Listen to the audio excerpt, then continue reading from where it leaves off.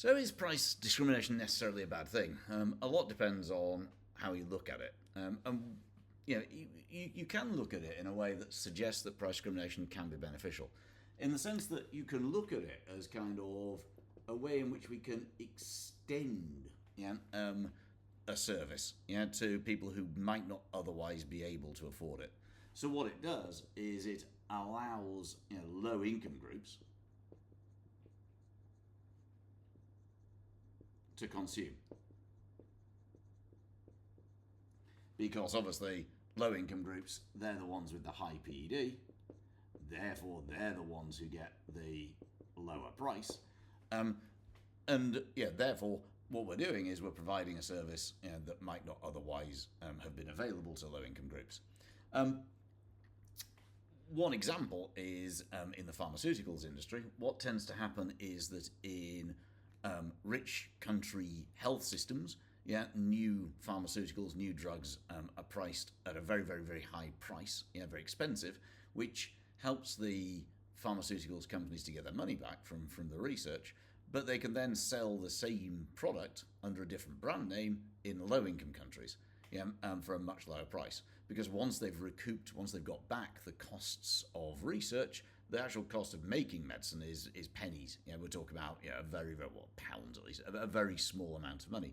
So whilst a drug like beta interferon, which is or was used to treat multiple sclerosis, it might cost £15,000-20,000 a year in a rich country health system. The same drug can be made available at a much lower cost in low-income countries. The same principle applies, as we've been running through these videos, to cinemas. One way you could see cinemas is to imagine that we have a demand line like that. And what we're saying is that basically here we have adults who are willing to pay a high price, and down here we have students who are only willing to pay a low price. And I'm making a simplification here that only adults are rich and only students are poor.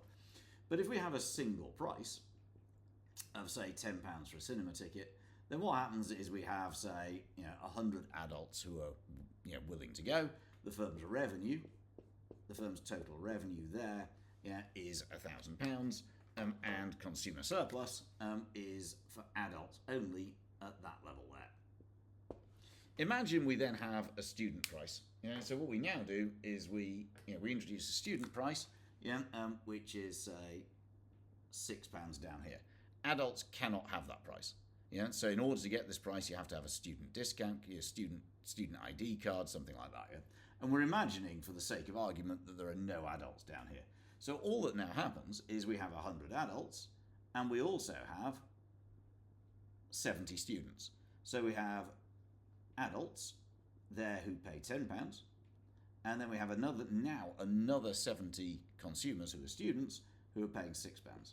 So the firm's revenue goes up by that amount. There's another 70 students paying £6, that's another 420 quid. But also the students benefit, because they are now paying that price for something that they would have been willing to pay that amount of money for. So consumer surplus also goes up. So by extending the good to a low-income group, we could argue that it's a win-win on the basis that the firm has an increase in revenue, and the consumers, who previously wouldn't have been able to afford it, now do, and get an increase in consumer surplus. Much depends on how you look at this, of course. You could look at it the other way around and say what the firm is really doing is taking something that they could have charged for £6 and making some people pay £10 for it. And really all we're doing is we're taking consumer surplus away from high-income groups. So much depends on how you look at it. But I think that in the case of pharmaceuticals, and probably in the case of cinema, this is a reasonably credible way of looking at the way in which price discrimination can be beneficial.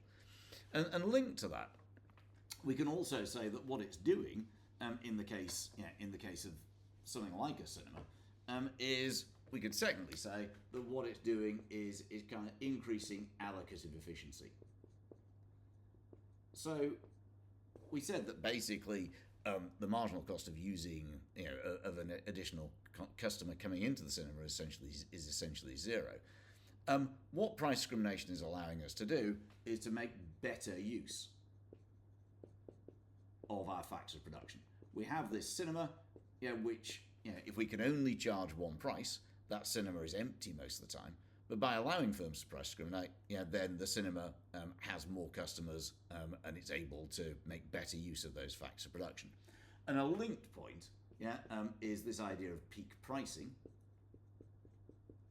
Say, so that's somewhere like that one's cinema. Sorry, somewhere like on trains and so on. What it's doing, the train company would say at least. I mean, obviously, it's making a lot of money for itself.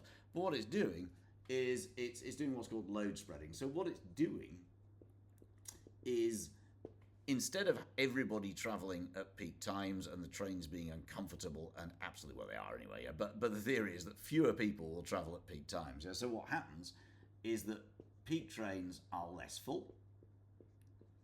What that means is it's a more enjoyable experience, or less unenjoyable, and off-peak trains are now not empty. So we're providing a better service by persuading people who could travel at an off-peak time to do so. And that leads to a better consumer experience for everybody. But finally, kind of the most important point is that sometimes price discrimination is necessary.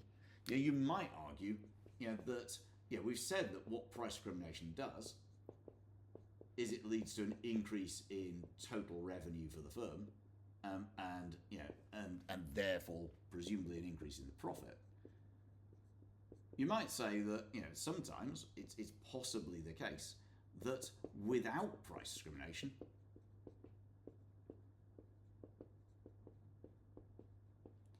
then the firm would make a loss. And if it made a loss, it would then shut down. And at that stage, nobody would benefit.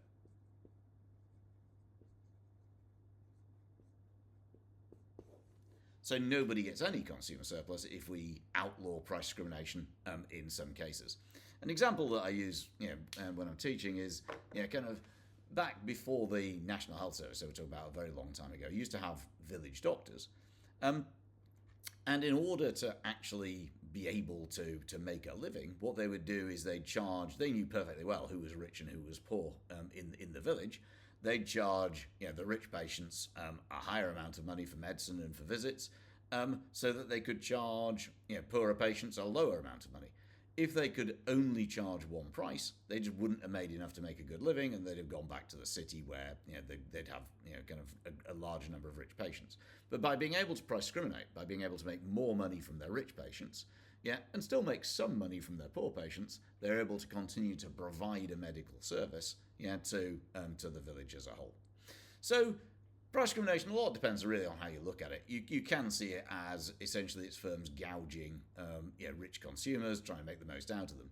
But we can see that there are ways in which price discrimination might actually be perceived as beneficial under certain circumstances.